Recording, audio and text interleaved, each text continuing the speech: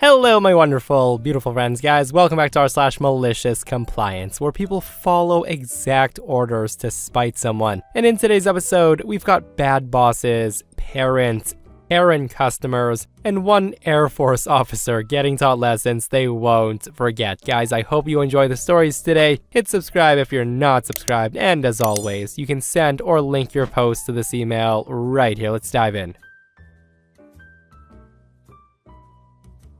So growing up, my mom would take away my phone as the ultimate punishment when I was 13 or so. She would often say, "Do this or else."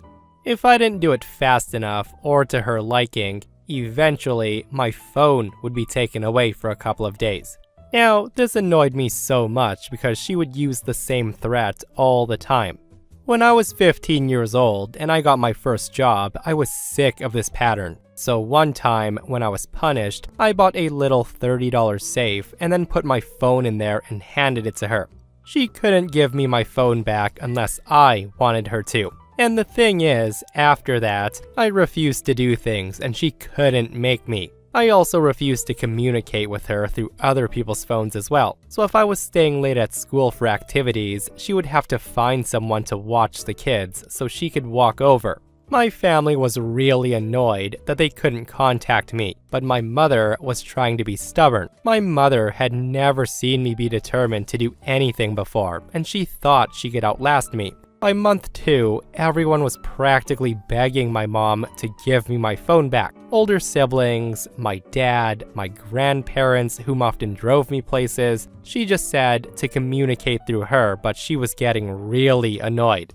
By month 4, she was basically begging me to take my phone back because nobody could ever contact me for anything or knew where I was. She promised she got the point, but I didn't think she did yet. I still had control, so I just refused to unlock the safe. At this point, my relatives were annoyed that I was being so stubborn, seeing that she offered to give it back. But this was the hill I was gonna die on, so I ignored them all. Eventually, after 9 months of it being locked in a safe, I took my phone back and I started using it again. I spent 9 months without a phone, and even though it made some things inconvenient, it was much worse for everyone around me. My mom never ever threatened to take my phone away again. I was a decent kid who helped a lot and did good in school, but sometimes you just don't want to do everything you're told to, so you tolerate the punishments. That was a well-played malicious compliance, and serious props to OP for lasting 9 months. And I'm only saying that because nowadays, I don't think many teenagers or even adults could do that long without a frickin' phone. But yeah, I just love how much it inconvenienced family though, not knowing where OP was or being able to contact them easily. Like welcome to life before the 2000s where no one knew where anybody was. And this person comments, "I would die from constipation without my phone." Again, with a comment like this, guys, 9 months without their phone is quite impressive. Guys, let me know how long you'd be able to go. So this one's from the 1950s, and it's not me, but a story that my late father-in-law used to entertain us with. So my father-in-law was in the Royal Air Force and was based in Singapore. He had a really cool job being a radio technician, and part of his duties was to check the radios on the aircraft before they flew.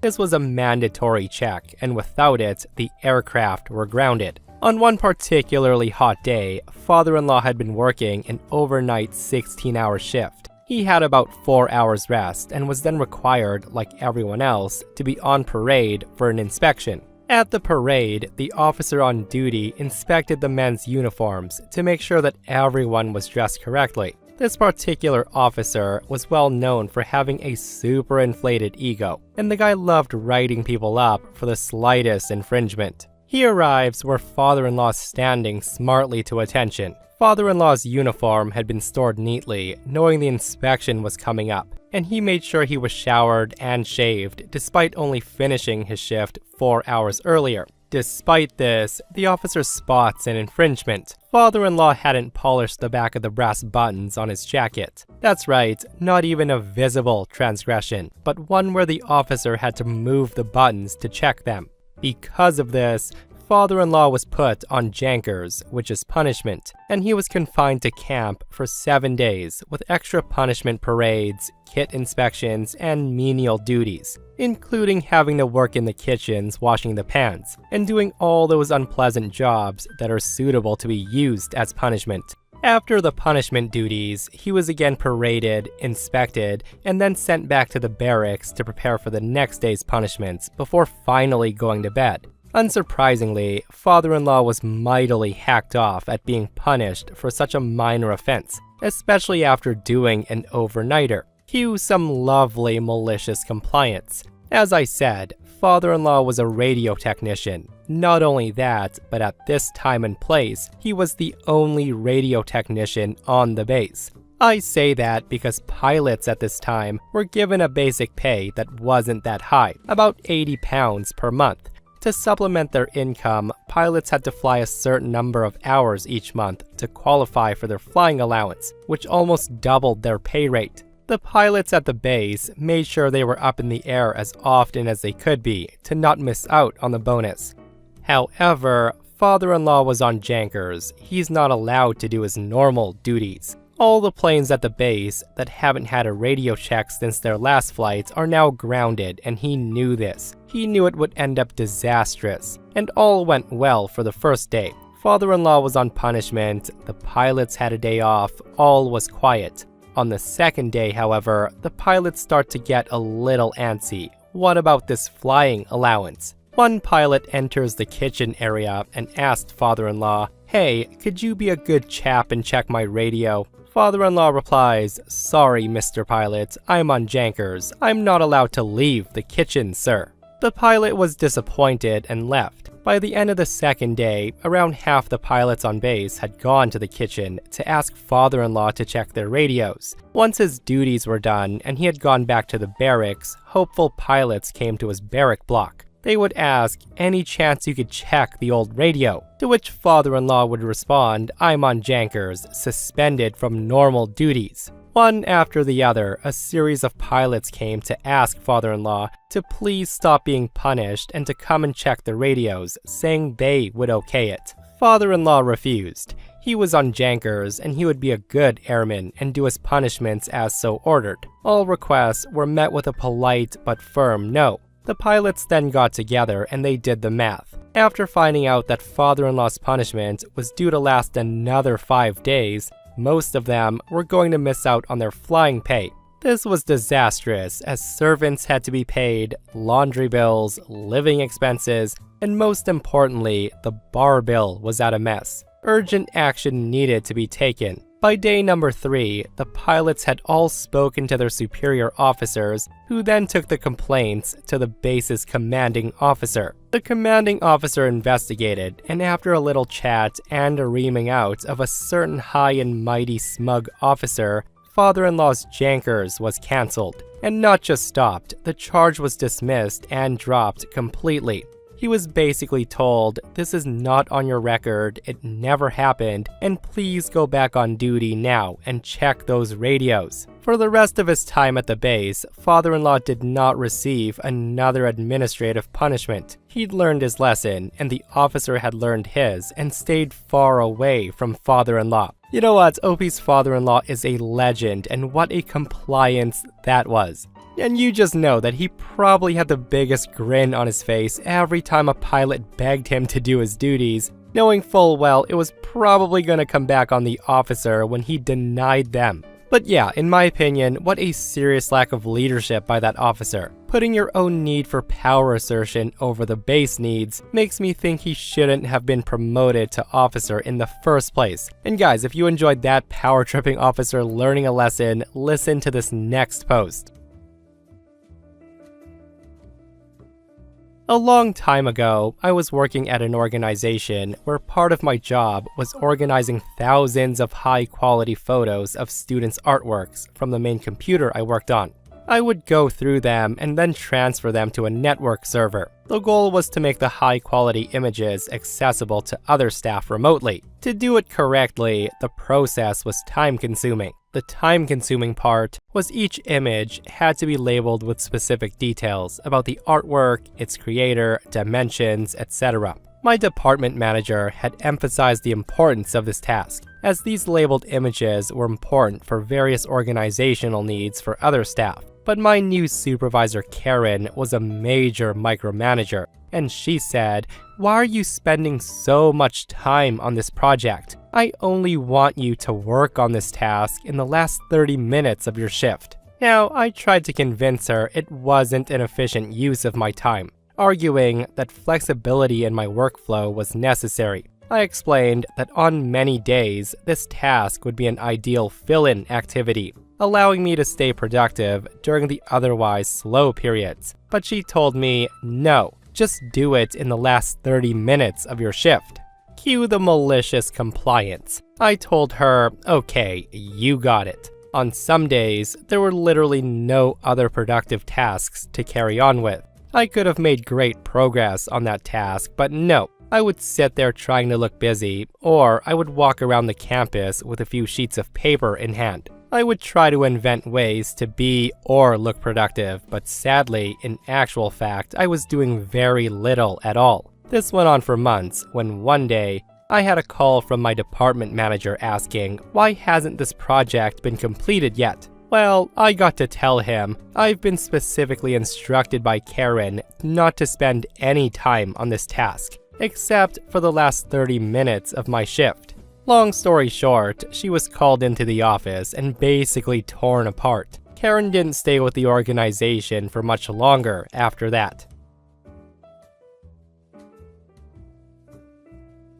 So for this story, you'll need to know that I'm the kind of person who will go a great distance for a good laugh, as you'll see below. I love this story, and we tell it every once in a while, even though it's been more than 20 years. I live in the US, and I own an IT support company. Many years ago, I used a cell phone company named Nextel. They had this great push-to-talk feature that turned your phone into a walkie-talkie, which was perfect for communicating with my coworkers in my IT work. However, their customer service was a nightmare. Anytime I need to contact them, it would take at least 30 to 40 minutes on hold. Eventually, I had to switch to a cheaper service, which meant getting a new number. And I want to note, now you can port your number to a new carrier, but back then, you had to change numbers if you switched carriers. So I canceled all the phones on our plan except for mine, which I downgraded to an emergency plan, costing about $10 a month. I left the old phone plugged in at my office, and I set a voicemail message to instruct callers of my new number. The phone just sat next to my desk on a shelf, plugged into a charger so I could see if anyone called. I could also hear the phone make a sound when it disconnected from the cellular network, and then a different sound when it connected to the cellular network. It connected and disconnected constantly in my office.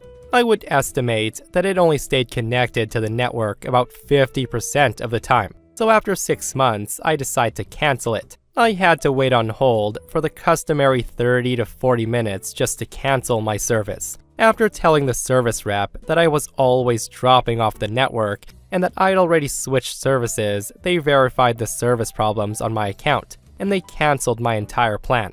I wasn't under any contract at the time, so there was no problem canceling my service with Nextel. As expected, I get my final bill. It was somewhere around $10, since that was my monthly plan. I paid the bill, and I was happy to be done with that carrier. Then, the next month, I get a bill for 4 cents. And yes, 4 cents. Now, I figured it was just a clerical error and ignored it, expecting them to write it off. But no. Month after month, another bill for 4 cents arrived. I was incredulous. I checked the postmark and I saw that the postage to send me the bill was costing them 10 times more than the bill itself. And they kept sending me the bill every month. Now, I could have paid the bill, but it seemed ridiculous to write a check for 4 cents and spend more on a stamp. So after 6 months, I finally had enough, and I decided on some very petty, malicious compliance. I decided to invest the 40 minutes on hold to call Nextel to work this out. By golly, if they wanted my 4 cents, I would give them my 4 cents. My plan was to wait on hold for 40 minutes and then pay the 4 cents with a credit card, knowing that it would cost them more in fees. I told my wife about my plan, thinking that this was the perfect malicious compliance story. But my wife, the true master of malicious compliance, suggested an even better idea. She told me, call and ask if you can make a payment on the 4 cents, splitting it into 2 payments on your credit card. Hearing her say that, I thought, oh my goodness, I was in the presence of malicious royalty. So I called and I waited on hold for 40 to 45 minutes and finally get through to a representative. The representative sounds like one of those airport terminal attendants who act like they're checking your reservations, but instead, they're writing a Stephen King-length novel. I could hear the clickety-clackety sound of the keyboard. The female representative was constantly typing. As I explained, I had canceled my service, but I kept getting the final bill and proposed making payments. The representative typing away said she'd look up my account. As she typed away at her keyboard, I explained that I had gotten the final bill, and I would like to set up a payment plan to take care of the outstanding balance.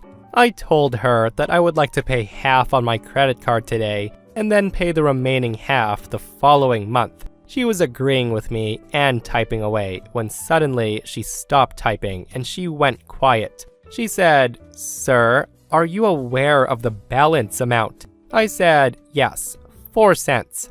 She said, "Yes." I then said, I figured that you really wanted that 4 cents because you kept spending all of this postage to send me bills each month. So I'm just calling you to take care of it. After a brief silence, I heard the clickety-clack of the keyboard again, and she said I wouldn't have to worry about the balance because she was writing it off. I insisted on giving my credit card for the first half of payment, but she firmly dismissed it and she assured me I would not get any more bills. My wife's suggestion turned a simple prank into a masterpiece of malicious compliance. I may be good at it, but my wife is on another level. You know, you really have to want to do malicious compliance to wait on hold for 40 minutes, and in this case, I guess it was worth it. I only wish the representative had a little fun, laughed, and then processed the payment anyways. And in my opinion, these companies need to have an autofilter that just writes off balances that are less than the cost of sending out the statements. They would save a bunch of money. And if you thought what OP did there was petty, listen to this comment right here. This person says, I had a credit card I canceled in the 90s because I was overcharged and they wouldn't refund me the difference. It was a small amount, about $4, but they demanded I pay the final amount, and it turned out to be 80 cents more than what I actually owed. So I kept getting the bill each month that said I had an 80 cents or so credit. I was enjoying that they were spending postage letting me know, mostly because they told me what to pay. After 11 months or so, I got a bill that said the balance was 0. So I called them up and I wanted to know where my money went. They claimed at first that there was no credit, and then they found it and added it back to my account. This time, they sent a check. I never cashed it though. They didn't send anything out after that. So about 15 years ago, I worked in a large hospital for kids in the maintenance department. Our manager, who let's call Karen, was a major bitch. No one on our team liked her, and we showed no respect for her after her constant harassment towards us in the 2 years she worked there. She would call us on the maintenance radios and she would be rude, or tell the guys they were being incompetent. It was beyond micromanagement, but also rude on top of it. She expected the maintenance guys to come do work at her house for free. Or she would tell some of the hospital vendors that she would guarantee the hospital contract if they did work at her house for cheap. And the thing is, she used to brag about this to me. Karen and I were the only women in our department of about 25 people. I was a mouthy 20-something-year-old and I didn't care for her attitude. And I regularly would say, yeah, sure, whatever, when she asked me to do things. One time, she asked me to come to her house to help her pull down dead trees in her backyard since she was having a pool installed. I said no, mainly because I didn't work for her outside of our job. Also, I wouldn't do it for someone I liked, let alone her. And pretty soon after, she starts treating me even worse than she did before. She had been trying to get me in trouble since then. Fast forward 6 months later. Me and one of the maintenance guys were chatting in the office, and I was 5 months pregnant with my first baby. She asked me to do something, I don't remember what, and I said, yeah, whatever, sure, I'll do that in a few minutes. I then turned back around to talk to my coworker. Karen's standing behind me, and out of nowhere, I hear, I wish I could slap the crap out of you. I can see my coworker saw her say it too, and I made no comment, but I was shocked. I acted like I didn't hear her though. She left the office a minute later to do something. That's when I get up and walk down the hall to the employee health department because I'm fuming and my heart was racing. I'm pissed. I'm also 5 months pregnant. The nurse had me lay down for a bit and she took my vitals and we wrote up a formal report. About an hour later, she sent me back to my desk as okay to continue working. When I log back in, I can see an email from Karen with HR CC'd, asking me where I'd been the last hour, as she'd called my office phone a bunch of times, saying I abandoned my desk. So I email her back saying I apologize for being away from my desk. When you said you'd like to slap the crap out of me, I was so upset that I had to be calmed down and have mine and my baby's vitals checked at employee health. They were concerned about my hostile working environment and they wanted me to stay there the full hour. Of course, I made sure that I BCC'd her buddy in HR, all of HR, her boss, his boss, to make sure everyone saw it.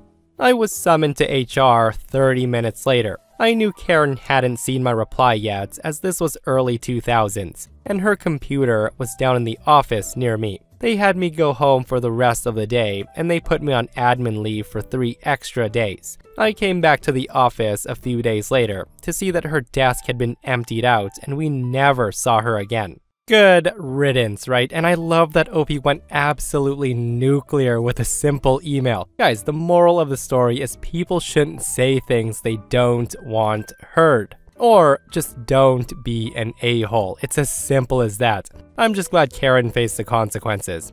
That said though, I feel she should have been put on the chopping block a long time ago because getting workers to do work at her house and hating on them for not doing it and making them a target, like what in the world is going on with some people? So I worked at KFC for about 6 months as my first job, and this happened towards the end of my stay.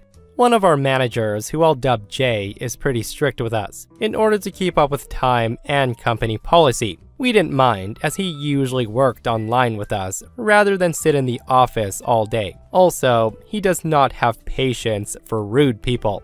On one typical military payday Friday, as our town's next to military bases, we were slammed. He was working the register when a lady orders one of our 12-piece buckets, biscuits and all. Now usually, you can save some money by ordering them as a meal. It gives you drinks as well. So as usual, he asked what drink she wants, intending to make it a meal automatically. The woman declines the drinks, and he tries to explain saying, "Ma'am, if we make it a meal, you'll..." That's when she cuts him off, and she screams at him saying, "I don't care, I don't need drinks, just give me what I want." As I said before, he hates rude people, so immediately he shuts up. He smiles to me and says, "Hey, can I get a 12-piece family fill-up, and don't worry about the drinks." The order did take a minute, as we simply couldn't press the combo button anymore. Rather, we had to ring up all items themselves. He had to ring up every single item individually, which racks up the price given the amount of items. He then finishes the order, which was well above what the normal price would be. It initially went off without a hitch, but unfortunately for us at the time, the family behind her ordered another 12-piece family fill-up, but they ordered a combo. As Jay was finishing up the second family order, the woman stepped aside to check the bags for everything, and then she hears the price. Jay rang the second family for almost half the price of hers, and she storms over screaming, "How come theirs is so cheap? We ordered the same damn thing."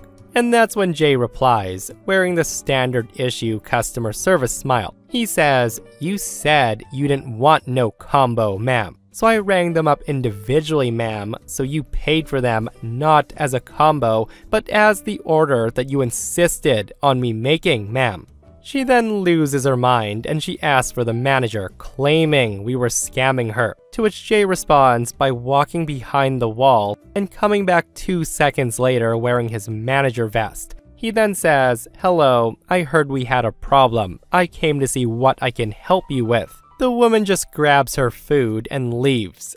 And this is why you should always let people finish talking, and I'm sure if the Karen was a bit more polite, even without accepting the drinks, Jay might have put that order through as a combo anyways to hook her up.